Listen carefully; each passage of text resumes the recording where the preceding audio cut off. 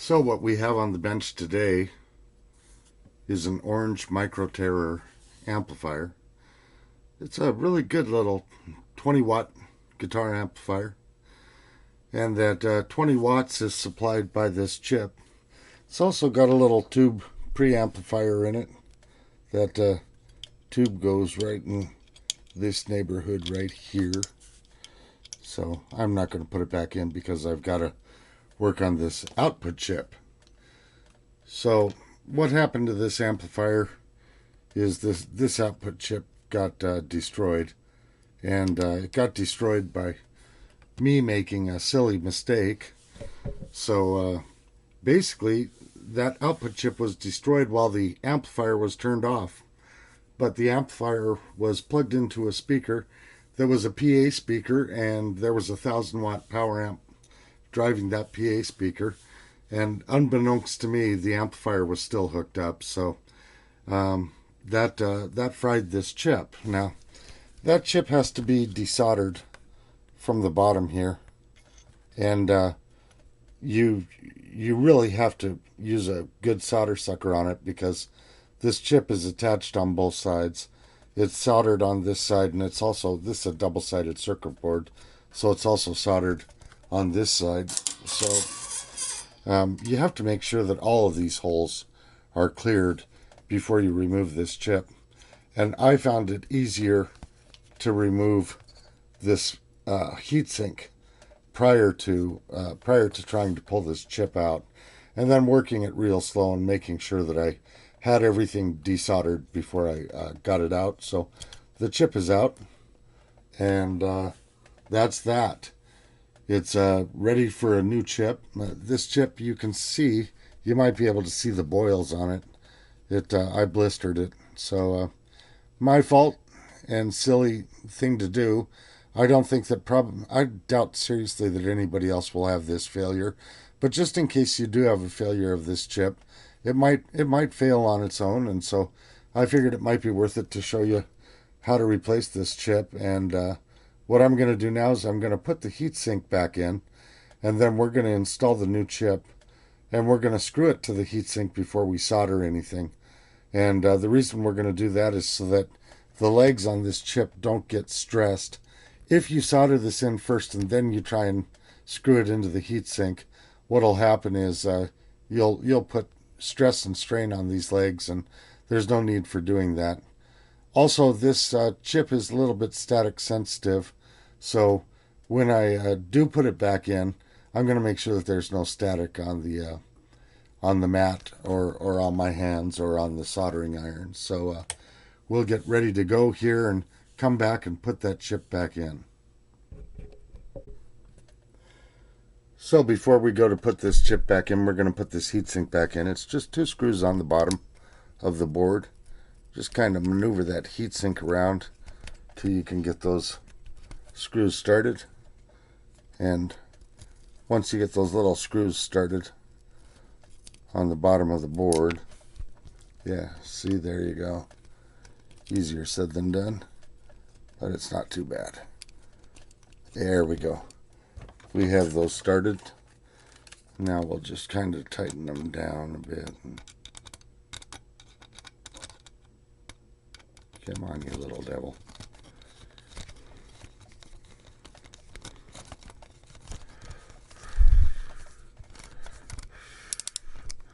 And these don't have to be so tight that you can't stand it. They just have to be tight enough to hold that heatsink down.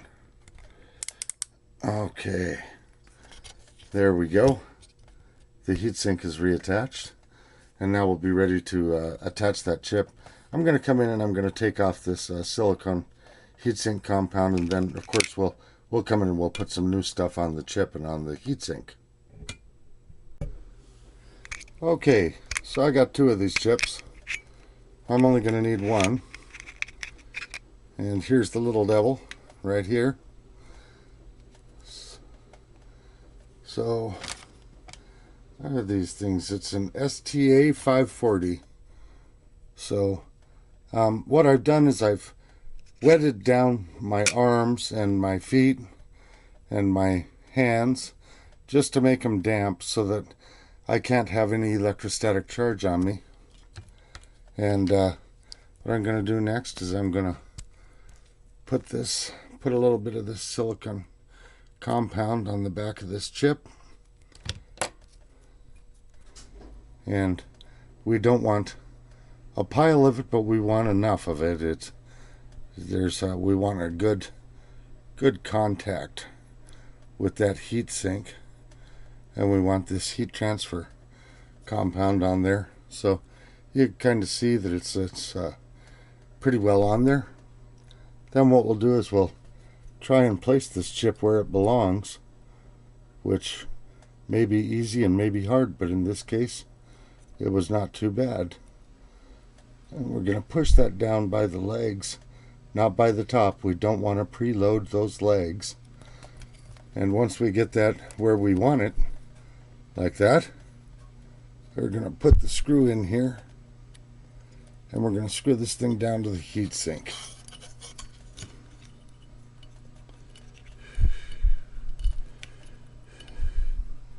Again, easier said than done. Make sure that I have it just right.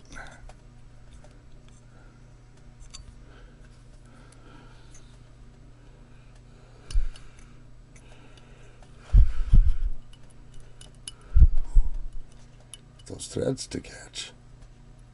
There we go. We got the threads caught up.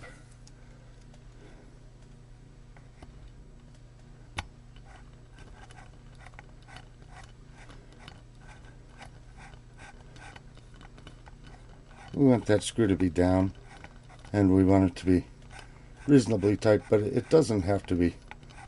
It doesn't have to be so tight that you can't stand it. There we go. Get that good and tight to the heat sink, and now we're squared away, and these feet are sticking out on the other side of the board here, and we're going to be able to solder them. Now when we solder those feet, we're going to want to make sure that we really put some solder in there, because the solder has to go through to the other side of the board. So we'll come back here in a minute and we'll do some soldering on this thing. Okay, let's get ready to do some attaching here.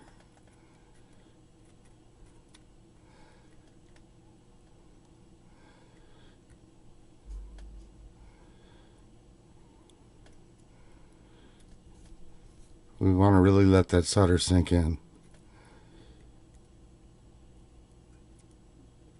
And because we're letting that solder sink in, it's important not to do legs that are right next to each other, because you don't want to concentrate too much heat on the chip on the other side of the board.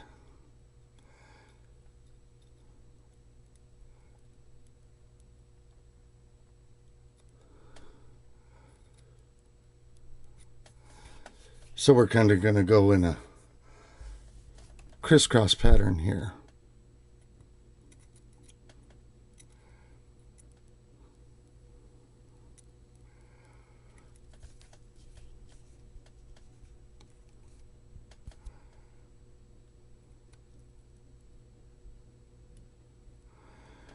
Let that solder get through the board to the other side, since this is a double-sided board, and hopefully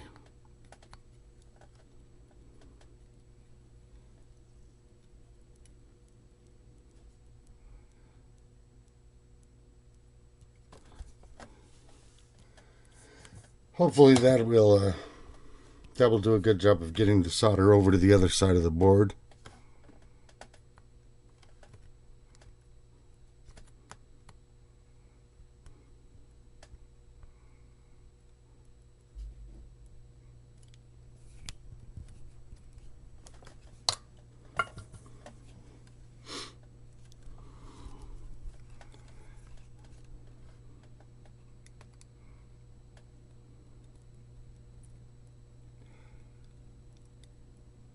One at a time. Take your time on this. No point in trying to rush. Let the soldering iron do the work.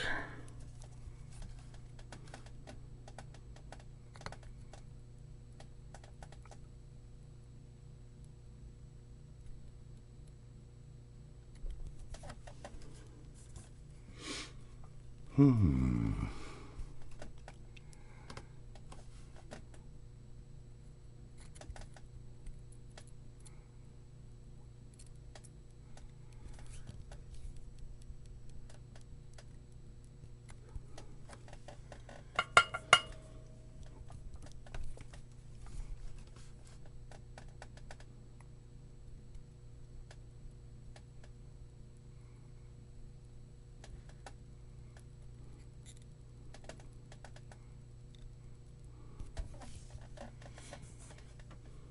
A little bit tedious. There's quite a couple of legs here. No doubt about that.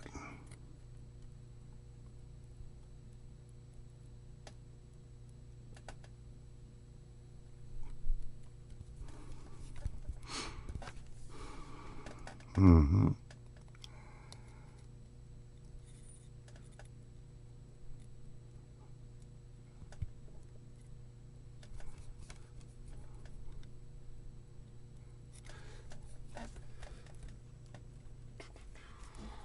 Hmm.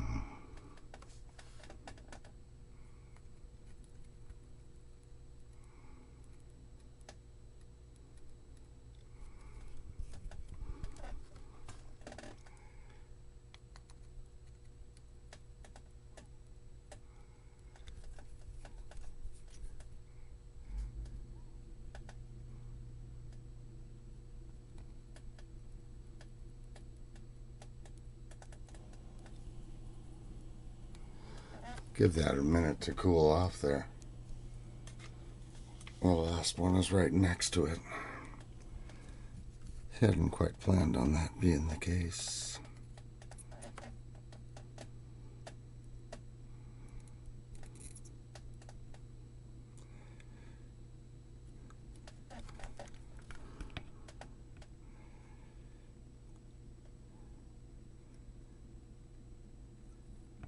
It looks pretty good. Let's take a look at the other side of the board and see if that solder managed to work its way onto those legs. Yes, it did. See that? That's just what we wanted. Now there's one pin there that you'll see that doesn't have solder on it. And the reason why that is because I accidentally pulled the little circle that was on top of there. But the good news is it's not connected to anything on top of the board. And so I've already checked the schematic on that. There's no connection there, so that shouldn't be an issue. The rest of these, we've done a really nice job of getting that solder to go onto the other side of the board, and that's exactly what we wanted. So we'll come back here in a little bit. We're going to clean this up with some acetone or fingernail polish remover, whatever you want to call it. If you use your wife's fingernail polish remover, you make sure that you replace it for her. Okay, we have a little bit of acetone on here. Let's just give those a little brush with a toothbrush.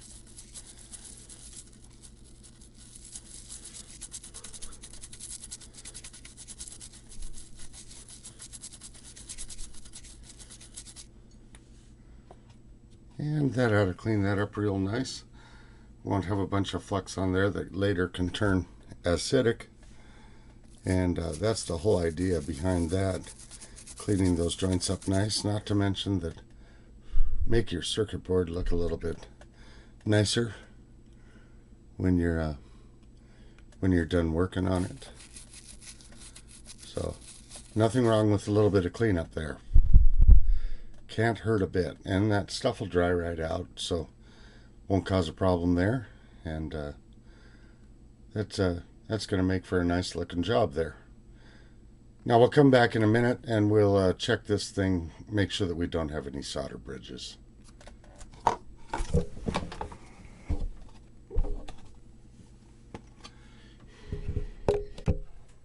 Okay, so what we're going to be looking for here is to hear this sound. If we hear this sound while we're checking one pin to the other, we'll know that we have an issue. That one's good. Good. Good. Good.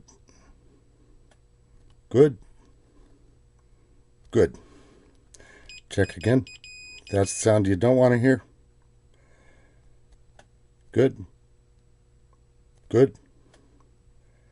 Good. Good. Good. Good.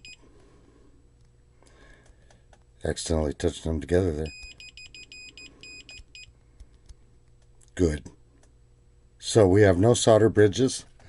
So we've got a good installation of that chip there, and I think that we're ready to put this thing back together. Now this thing really acts like it doesn't want to come apart, and it acts like it doesn't want to go together. But you know that somebody put it together, so you know it can come apart.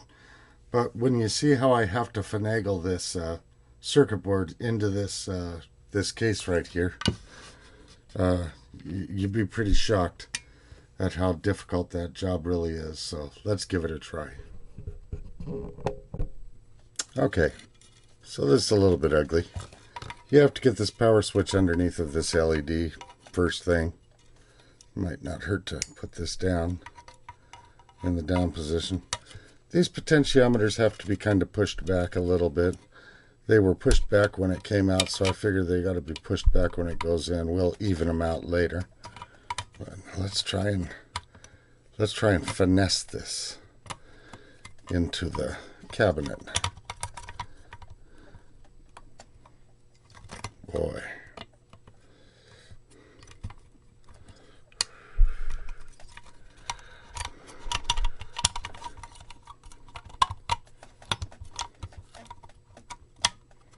There's no finesse about it. It's just ugly.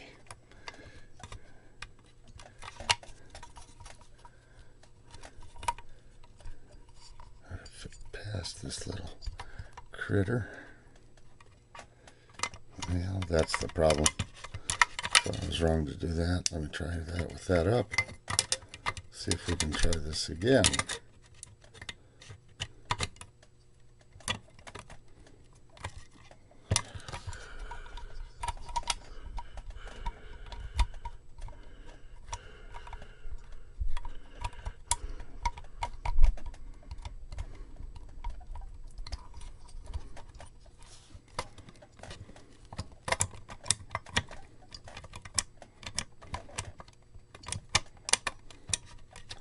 Yeah, let's try again.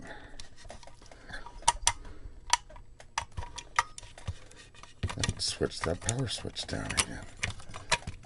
I'll be darned. Well, that's an ugly deal. Let's try this all over again. This time I'll try and put the power switch through first. If we can get that power switch through, we're going to get lucky.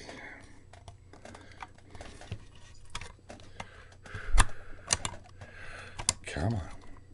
Oh, shoot. The power switch moved again.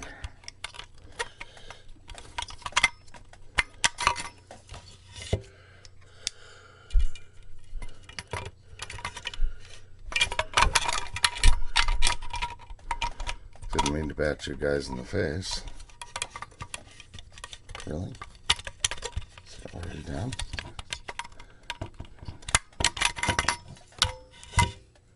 Oh, it's up.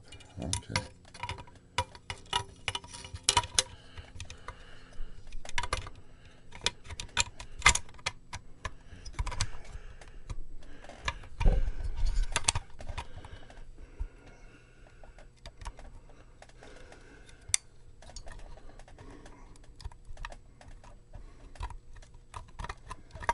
Well, this LED is going to be in the way, and we're going to have to remove it, I guess.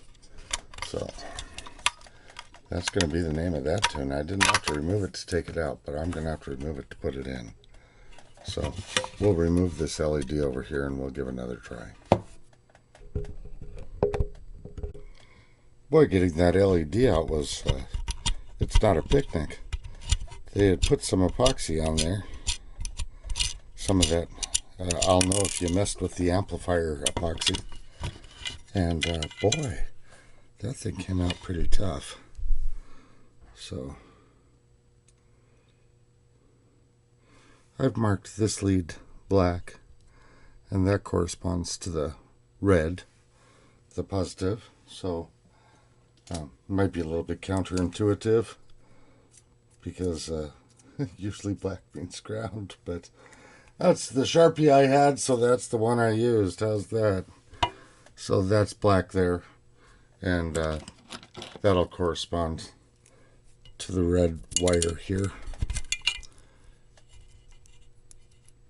And you can see the black spot on the red wire. So when I put that back in, that's how I'll put that in. Now let's see if that helps us any with our assembly here. Putting this back together. Maybe if that LED's out of the way, I can get everything lined up at the same time.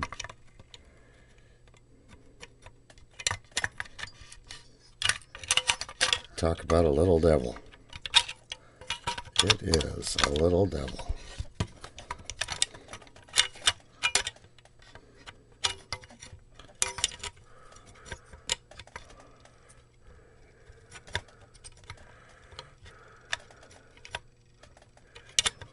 Come on. Get in there.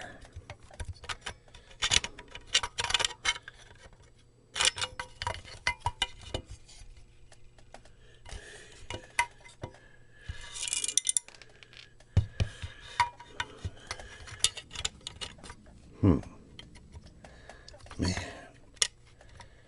Talk about giving a guy trouble.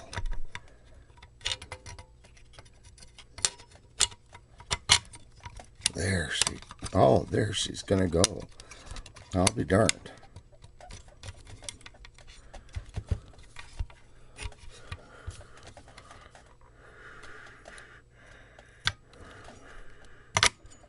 There it is.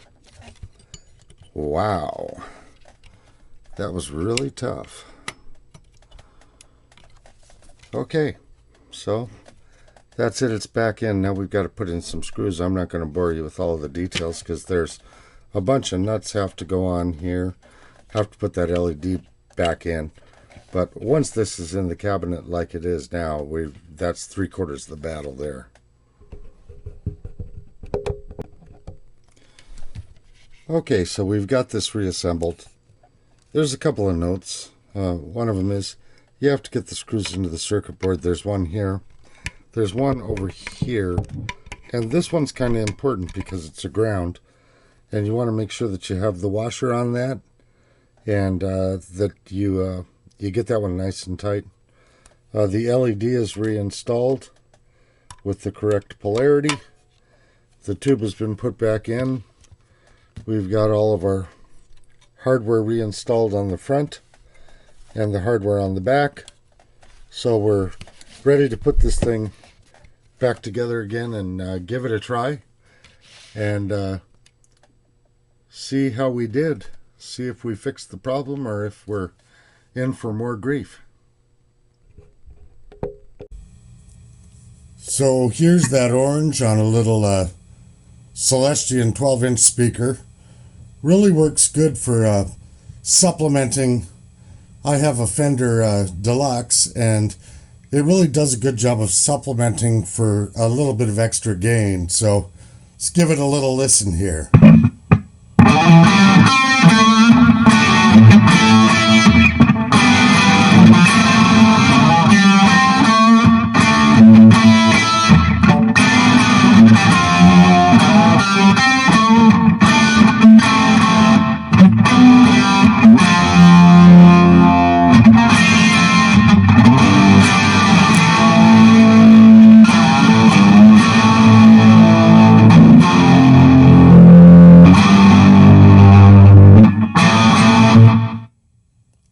So it's got a nice little bite to it and a little bit of extra gain. Nothing wrong with that.